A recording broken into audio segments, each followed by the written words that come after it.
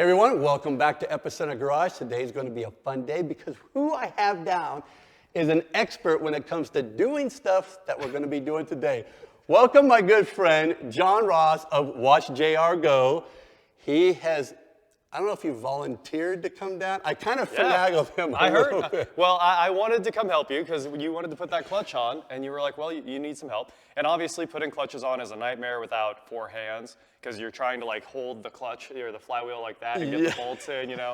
So I was like, let's do it. And then here we are, and I guess we're not doing that. So we are going to do this today. Yeah. Time dependent. But what we need to get done is a lot of the viewers have been watching, seeing this RSR sit up on the lift forever. And so I need to get this engine out. But my casket carrying engine mount over here, or holder, is tied up because obviously we're not ready to do that yet. So I have a second casket carrier I got at the funeral home free of charge. Awesome. They're just giving these things away. That's the right price. It's the right price. So what we've got to do is I need your input and your skill levels to help me in. Now that one I beefed up a little bit, but I don't have enough steel tubing to do that quite nice. There's a lot in that one. There's a lot in that one. So what we've got to do is we've got to take these steel things that I stole out of a building a long time ago from the rafters, and we're going to weld these in to be able to put them in like this so we can move the wood. That's the plan anyway, but I need, I don't know if you've done this type of stuff before. I've watched your channel all the time, and you do all kinds of crazy fun stuff. So I figure this is probably right up your alley. I'm no fabricator, but I bet we can get some tack welds on there. Well, we can certainly make it work. And we have different casters as well. It's a little Harbor Freight special, so we're going to be welding these or tack welding these on the bottom, and hopefully we'll take the weight. It's better than this. It squeaks with no load. It's terrible. I mean, I'm sure this thing has probably had at least probably over 200 or 300 dead bodies on it at some point. So, and you would think it would be able to take the load, but man, you look at these casters in there, are just hideous. And we were talking earlier, we're like, well, how much weight could a casket be? And you figure what, 300 pounds? 300 and change, I would say. Yeah, plus somebody in the casket, so probably at least 500 pounds on this thing. But so I honestly, I should know what an RSR engine with the transmission weighs, but I don't. It's not important. We'll get it out of there. All right, so what we've got to do is we're going to fab this up, and we're going to see how it goes. Cool. Let's do it. All right. I don't know how to weld. It sounds good. It does sound good.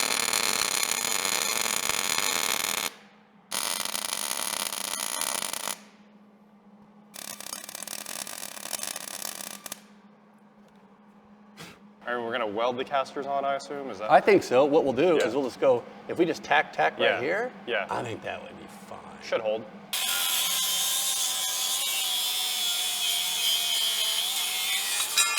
Now, what's the latest project you're working on right now?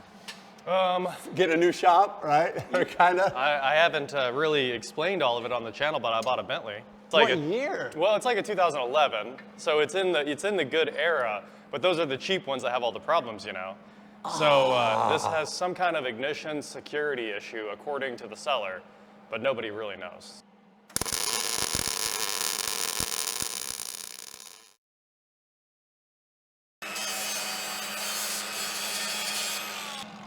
So what we're doing here, for those of you that haven't welded before, is that we are cleaning up the steel so the welds hold a lot better.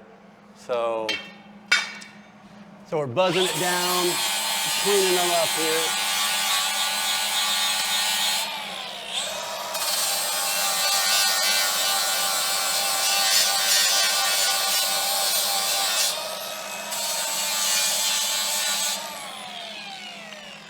So the other thing is we don't want these legs to get pushed out, so that's the reason why we're beefing this area up. This one has good penetration. Okay. But this one, it's pretty mediocre inside. It's gonna hold, but there's no weld inside, so I'm just gonna try to come back in. Oh, gotcha. Okay, you may turn it on its side here. Yeah, that's probably the move, isn't it?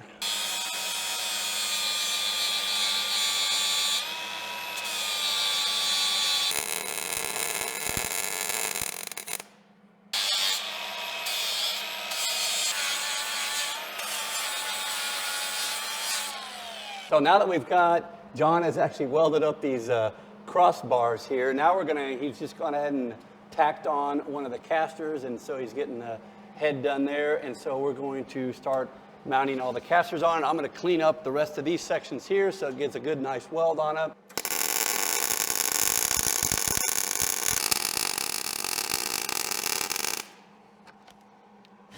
I don't even want to show you my welds now.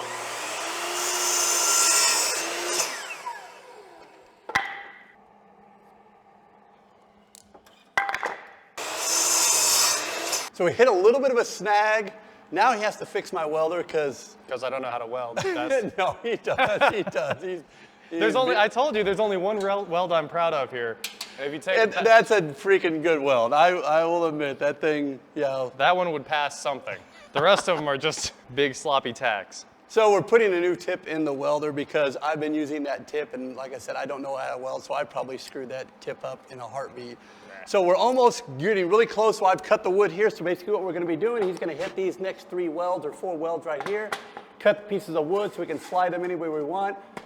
And then it'll be time for engine out. So we will be putting our dead RSR engine on the cadaver, not a cadaver cart. Well, I guess a funeral cart, you know.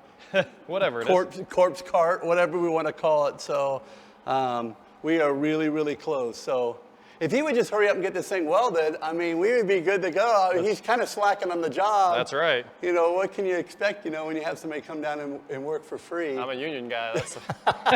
Yeah. Thank you so much. For sure, man. I really, now I've got more confidence now that this will actually hold with his welds. So anyway, you got to take a look at some of these welds. They're awesome. Misplaced confidence. So now all the lines, everything's disconnected. We got our half shafts, our velocity joints, all that stuff disconnected. And that just comes down to 4 bolts. Well, we've got to disconnect the sway bar real quick, so we'll do that real fast. Oh, yeah. And then we're going to load it on the cart and get this puppy out of here. I've done this in the pits at Road America before. Oh, wow. At midnight with my wife and I. To pull the engine? Pull the engine and the transmission, and it was a, you talk about putting a marriage under some stress, under the test. It was a little touch and go there for a little bit. It's almost like you've had one of these before. It's very different than the Tenet, I gotta say. Is it really? It's still 0 turn, right? Yeah, it is. Okay, cool. It is. Well, pretty close. Pretty close? Pretty close.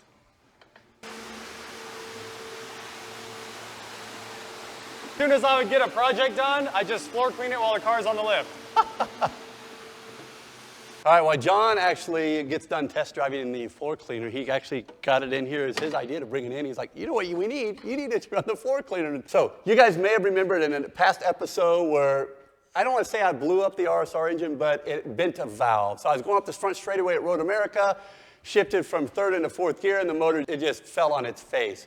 So we've got to pull this out. I've had it on this lift for way too long. I'm going to pull this thing out, crate it up, and ship it off to a good friend out in Utah that will rebuild this whole engine and hopefully have it done within the next couple months. So I know he's pretty booked right now, but the sooner I get it to him, the better. So it is ready to pull out. What is the hardest engine you've ever pulled out? Like a pain in the butt. The hardest one was probably the R8 just because of the time. The R8 took a long time. But I'd say the easiest one would be a VW Beetle, but I was like, oh, this is just a VW Beetle. Well, pretty much. Yeah. It makes sense that this is easy. 2 more cylinders. Yeah, exactly. Does the shift shaft need to go back? Is that the deal? Yeah, do we need to raise the car up a little bit? No, so the engine, you lower. The car needs to go down. Yeah, down. yeah. You want to lower Yeah, it down just a little bit? The lift got easy. Oh, there we go. Got it. Okay. Oh, yeah. Oh, my gosh. One project down. One project down, and I'll get this thing crated up and off to the engine builder. Let's take a look at how nice this thing rolls. Oh, look at that. Not bad. Oh, my gosh. So good to get this thing out, because I'm just going to be able, I'm going to ship them the whole transmission, everything, ready to go. So, yeah, I already pulled the plug. That's what I was going to ask. Do we need to pull the transmission off? Well, nah, probably not. Crate it all? Yeah, I'll probably just crate it all, build a big crate for it. So, because this is actually almost a 3.9 liter, 3.8. Oh, wow. So it's about 365 horsepower. Compression ratio, this isn't a full-on race engine because I drive this car on the street. Yeah. So, but this next round, I think we're going to bump the compression up, and yeah, it should put out about 385, 390 horsepower, but about 350 foot-pounds of torque, 360. On race gas? On race gas, yes, Okay. 110 octane. Okay. Yeah, race gas. So now we're going to put at least bolt the clutch up, the flywheel and the clutch up to the gearbox on the 930 turbo. So Yeah. first things first, we do have the flywheel here. So we need to bolt the flywheel up.